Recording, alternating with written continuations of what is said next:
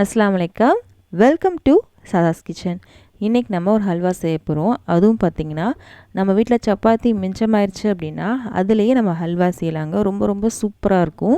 இது சப்பாத்தியில் தான் செஞ்சதுன்னு யாராலுமே கண்டுபிடிக்க முடியாது. அவ்வளோ சூப்பராக இருக்குங்க. செம்ம டேஸ்ட்டாக இருக்கும். நீங்கள் செஞ்சு கொடுங்க, எதில் செஞ்சதுன்னு எல்லோரும் கேட்பாங்க. அவ்வளோ ஒரு சூப்பரான ஒரு ஹல்வாங்க. செம்ம டேஸ்ட்டாக இருக்கும். நீங்கள் கண்டிப்பாக ட்ரை பண்ணி பாருங்கள். நம்ம சப்பாத்தி மிச்சமாயிருச்சு அப்படின்னா நிறைய பேர் வேறு வேறு ரெசிபிஸ்லாம் செய்வீங்க, ஆனால் ஸ்வீட் செஞ்சுருக்க மாட்டீங்க இல்லையா? கண்டிப்பாக அதை ட்ரை பண்ணி பாருங்கள். இப்போ எப்படி பண்ணலான்னு பார்க்கலாம். நான் அன்றைக்கி நைட்டு செஞ்ச சப்பாத்தி ஒரு 4 சப்பாத்தி எடுத்திருக்கேங்க. இது நைட்டு செஞ்ச சப்பாத்தி தான். இது ஒரு 4 சப்பாத்தி எடுத்திருக்கேன். உங்களோட 2 சப்பாத்தி தான் இருக்குது அப்படின்னா 2 சப்பாத்தியில் கூட நீங்கள் செய்யலாம். இப்போது இந்த சப்பாத்தியை சின்ன சின்னதாக பிச்சு போட்டுக்கலாம். பிச்சு போட்டுட்டு நம்ம மிக்ஸி ஜாருக்கு மாற்றிக்கலாம். மிக்ஸி ஜாருக்கு மாற்றிருக்கேன். இதை கொஞ்சம் ரவை மாதிரி அரைச்சிட்டு வந்துடலாங்க.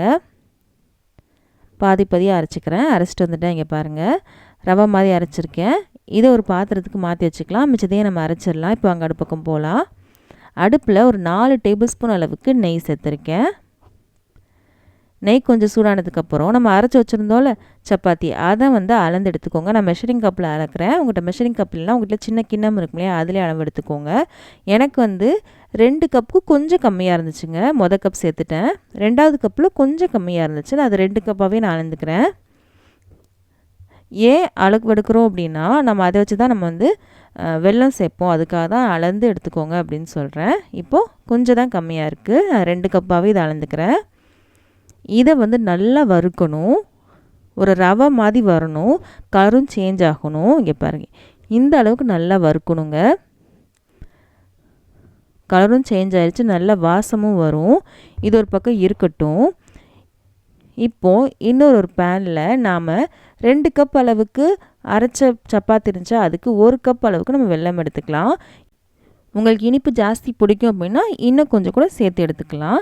இதுக்கு 2 கப் அளவுக்கு நம்ம தண்ணி எடுத்துக்கலாங்க. இந்த அளவுக்கு தண்ணி சேர்த்துக்கோங்க. 1 கப் வெல்லத்துக்கு 2 கப் அளவுக்கு நம்ம தண்ணி எடுத்துருக்கோம். இந்த வெல்லம் கரைஞ்சால் மட்டும் நமக்கு போதும். பாகு எதுவும் நமக்கு தேவையில்லை. கரைஞ்சால் மட்டும் நமக்கு போதும். இந்த அளவு கண்டிப்பாக தண்ணி சேர்த்துக்கோங்க. இப்போ அடுப்பு ஆன் பண்ணிக்கிறேன். இந்த வெல்லம் கரையட்டும்.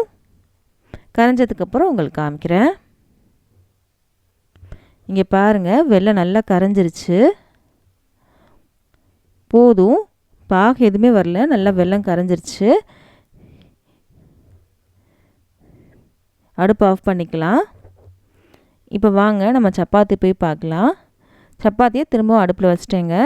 இப்போது நம்ம கரைச்சி வச்சுருந்தாலும் வெல்லம் அதை சேர்த்துடலாம் வடிகட்டி. நம்ம சேர்த்த வெல்லம் தண்ணியிலேயே இது கொஞ்சம் வேகணும். முதவே சப்பாத்தி வெந்தது தான், இருந்தாலுமே நமக்கு ஹல்வா மாதிரி வரணும் இல்லையா, அதனால் இன்னும் வேகணும். இதில் கொஞ்சமாக ஏலக்காய் தூள் நம்ம சேர்த்துக்கலாம். இதிலே வேகணுங்க. ஒரு ஹல்வா பதத்துக்கு வரும்.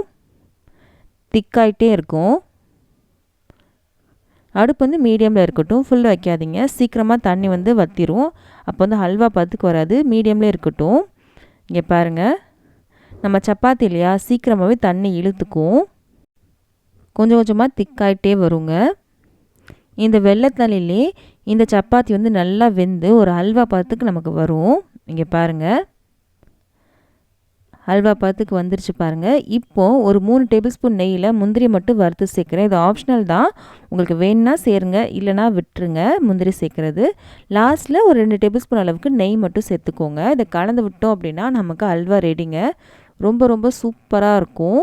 கண்டிப்பாக நீங்கள் ட்ரை பண்ணி பாருங்கள், உங்களுக்கு ரொம்ப பிடிக்கும். பாருங்கள் எவ்வளோ சூப்பராக செஞ்சுட்டோம். மீதமான சப்பாத்தியில் ஒரு ஹல்வா செஞ்சுருக்கோம். கண்டிப்பாக செஞ்சு பாருங்கள், உங்களுக்கு ரொம்ப பிடிக்கும். இந்த வீடியோ பிடிச்சிருக்கும் நம்புகிறேன். பிடிச்சிருந்துச்சு அப்படின்னா மறக்காமல் நம்ம சேனலை சப்ஸ்கிரைப் பண்ணிடுங்க. பக்கத்தில் இருக்க பெல் பட்டனையும் கிளிக் பண்ணிடுங்க. அப்போ தான் இனிமேல் போட போகிற எல்லா வீடியோவும் சேரும். இந்த மாதிரி ரெசிபிஸ்லாம் உங்கள் ஃப்ரெண்ட்ஸ்க்கும் ஃபேமிலிஸ்க்கும் பிடிக்கும்னா ப்ளீஸ் அவங்களுக்கு ஷேர் பண்ண மறக்காதீங்க.